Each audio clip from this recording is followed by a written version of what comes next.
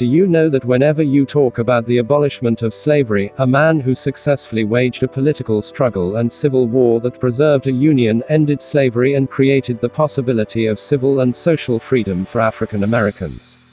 Anytime you hear or talk about democracy and its definition, government of the people, by the people, and for the people, you are about to know more facts about the son of a Kentucky frontiersman, the 16th President of the United States of America, a man who a book titled Adventures in American Literature stated that no American president has ever touched the imaginations of his people as him. I'm talking of a man called Abraham Lincoln. In this YouTube channel I share more detailed and fascinating videos of great events, legends and heroes of the United States of America and the United Kingdom, also known as Britain, whose exploits has made impact not in the country alone but the world at large. You can hit the like button and subscribe to this YouTube channel so you can get updates when we upload new videos. Abraham Lincoln was born in February 12, 1809 in Hardin County, Kentucky. His parents both lived together in Virginia.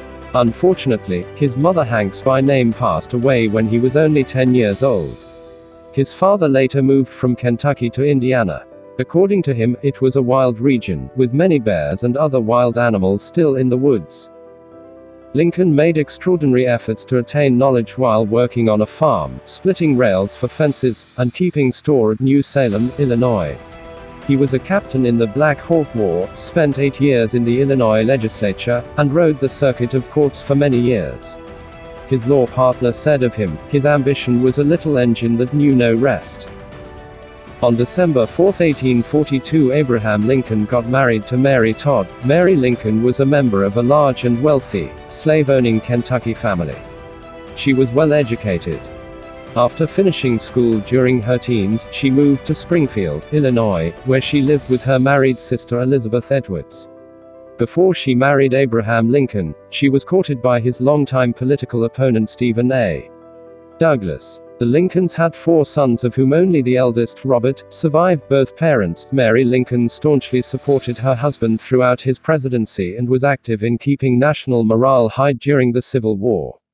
She acted as the White House social coordinator, throwing lavish balls and redecorating the White House at great expense. Her spending was the source of much consternation.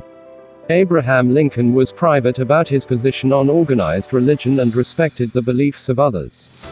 He never made a clear profession of Christian beliefs.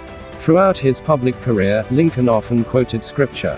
His 3 most famous speeches, the House Divided Speech, the Gettysburg Address, and his second inaugural, each contained direct allusions to providence and quotes from scripture. In the 1840s, Lincoln subscribed to the doctrine of necessity, a belief that the human mind was controlled by a higher power. With the death of his son Edward in 1850, he more frequently expressed a dependence on God. He never joined a church, although he frequently attended First Presbyterian Church with his wife beginning in 1852. In the 1850s, Lincoln asserted his belief in providence, in a general way, and rarely used the language or imagery of the evangelicals. He regarded the republicanism of the Founding Fathers with an almost religious reverence. The death of his son Willie in February 1862 may have caused him to look toward religion for solace. After Willie's death, he questioned the divine necessity of the war's severity. He wrote at this time that God could have either saved or destroyed the Union without a human contest. Yet the contest began, and having begun, he could give the final victory to either side any day. Yet the contest proceeds. Lincoln's spirituality can best be seen in his second inaugural address, considered by some scholars as the greatest of such address in American history, and by Lincoln himself as his own greatest speech, or one of them at the very least. Lincoln explains therein that the cause, purpose, and result of the war was God's will.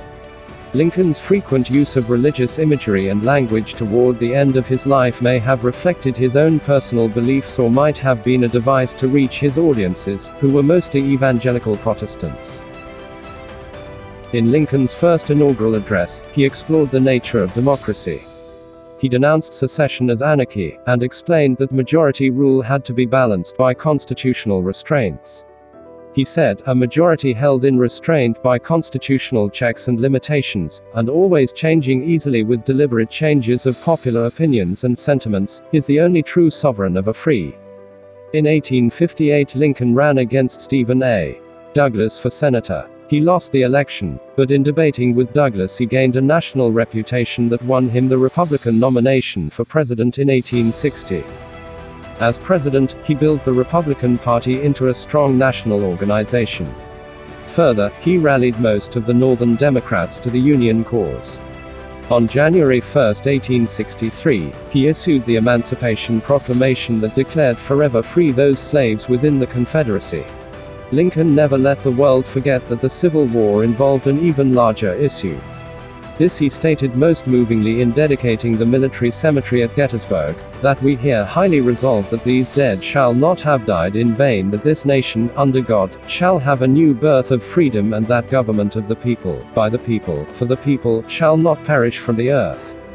Lincoln won re-election in 1864, as Union military triumphs heralded an end to the war.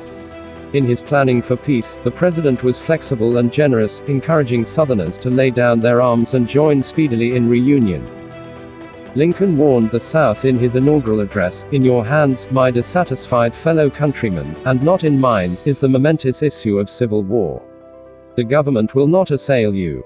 You have no oath registered in heaven to destroy the government, while I shall have the most solemn one to preserve, protect and defend it." Lincoln thought secession illegal, and was willing to use force to defend federal law and the Union. When Confederate batteries fired on Fort Sumter and forced its surrender, he called on the states for 75,000 volunteers. 4 more slave states joined the Confederacy, but 4 remained within the Union. The Civil War had begun. When the war ended, Abraham Lincoln was reuniting the nation back, but unfortunately, on a Good Friday, April 14, 1865, one of the most tragic stories in American history occurred. A man called John Wilkes Booth was a well-known actor and a Confederate spy from Maryland. Though he never joined the Confederate Army, he had contacts with the Confederate Secret Service.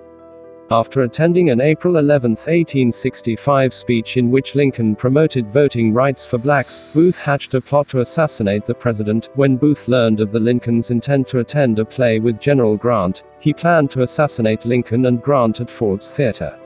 Lincoln and his wife attended the play Our American Cousin on the evening of April 14, just 5 days after the Union victory at the Battle of Appomattox Courthouse. At the last minute, Grant decided to go to New Jersey to visit his children instead of attending the play. On April 14, 1865, hours before he was assassinated, Lincoln signed legislation establishing the United States Secret Service, and, at 10:15 in the evening, Booth entered the back of Lincoln's theater box, crept up from behind, and fired at the back of Lincoln's head, mortally wounding him. Lincoln's guest, Major Henry Rathbone, momentarily grappled with Booth, but Booth stabbed him and escaped. After being attended by Dr. Charles Leal and 2 other doctors, Lincoln was taken across the street to Peterson House. After remaining in a coma for 8 hours, Lincoln died at 7:22 in the morning on April 15. What a great tragedy.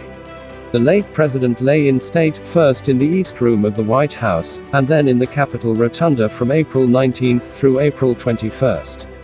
The caskets containing Lincoln's body and the body of his son Willie traveled for 3 weeks on the Lincoln Special Funeral Train. The train followed a circuitous route from Washington, D.C. to Springfield, Illinois, stopping at many cities for memorials attended by hundreds of thousands.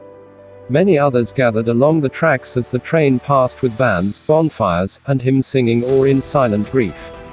Poet Walt Whitman composed When Lilacs Last in the Dooryard Bloom to eulogize him, one of 4 poems he wrote about Lincoln. African Americans were especially moved. They had lost that Moses. Historians emphasized the widespread shock and sorrow, but noted that some Lincoln haters celebrated his death. Lincoln's body was buried at Oak Ridge Cemetery in Springfield and now lies within the Lincoln Tomb.